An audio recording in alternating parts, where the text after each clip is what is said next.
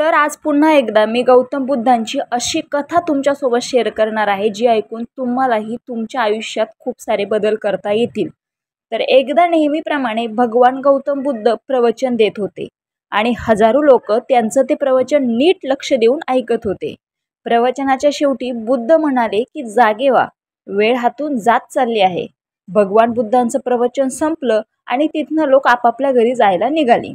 बुद्ध आपला शिष्य आनंद याला म्हणाले, चल थोडं पुढे जाऊन येऊ। मग ते दोघं विहाराच्या प्रवेशद्वारापाशी थांबले।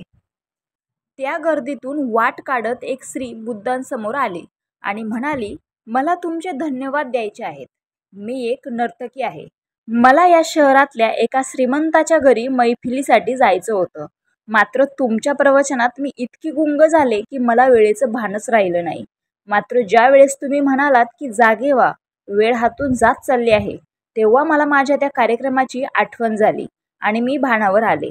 आता मी कार्यक्रम करायला जात आहे, तुमचे धन्यवाद, असं म्हणून ती नर्तकी तिथून निघाली। तिच्या पाठोपाठ एक पुरुष बुद्धांच्या समोर उभा राहिला आणि म्हणाला की महाराज, मला तुम्हाला धन्यवाद द्यायचे आहेत।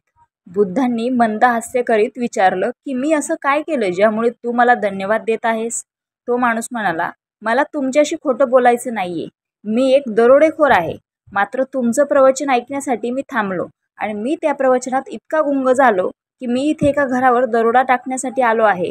जेव्हा तुम्ही म्हणालात की जागे व्हा, वेळ हातून जात चालली आहे, तेव्हा मी भानावर आलो आणि आता मी दरोडा टाकण्यासाठी जात आहे, तुमचे धन्यवाद, असं म्हणून तो दरोडेखोर गर्दीतून नाहीसा झाला। त्यानंतर बुद्धांना एक वयोवृद्ध व्यक्ती काठी टेकत त्यांच्या दिशेने येताना पाहायला मिळाले। एव्हाना बुद्धांनी तो काय बोलणार हे ओळखले होते। तो वृद्ध बुद्धांच्या दिशेने आला आणि म्हणाला, बुद्ध, मला तुम्हाला धन्यवाद द्यायचे आहेत। मी लांब बसून तुमचं प्रवचन ऐकत होतो, मात्र जेव्हा तुम्ही म्हणालात की जागे व्हा, वेळ हातून जात चालली आहे, तेव्हा मला जाणीव झाली की आणि मला लक्षात आलं की मी माझं जीवन व्यर्थ घालवलं आहे। आता मला मोहमाया सोडून निर्वाणाच्या वाटेवर जायचं आहे, तुमचे धन्यवाद बुद्ध, असं म्हणून तो म्हातारा काठी टेकत टेकत तिथून निघाला। एव्हाना बुद्ध आणि आनंद यांच्या चेहऱ्यावर एक हास्याची लकीर होती। बुद्ध आपल्या शिष्य आनंदाला म्हणाले, पहा आनंद, प्रवचन मी एकच दिलं, मात्र वेगवेगळ्या व्यक्तींनी आपापल्या सोयीनुसार त्याचा अर्थ काढला। जितकी ज्याची झोळी, जितकी ज्याची विचार करण्याची शैली, त्यांची बौद्धिकता, तितकंच दान त्यांना मिळणार। अशाच प्रकारे निर्वाणाचं दान प्राप्त व्हायला त्या व्यक्तीची झोळीही तितकीच मजबूत असावी लागते। मात्र आत्मशुद्धीशिवाय, मनशुद्धीशिवाय निर्वाण नाही, हे नक्की। म्हणजे थोडक्यात काय, तर तुम्हाला फक्त आणि फक्त असं काहीतरी करायचंय की ज्याचा शेवटचं ध्येय फक्त आणि फक्त भगवंत प्राप्ती असेल।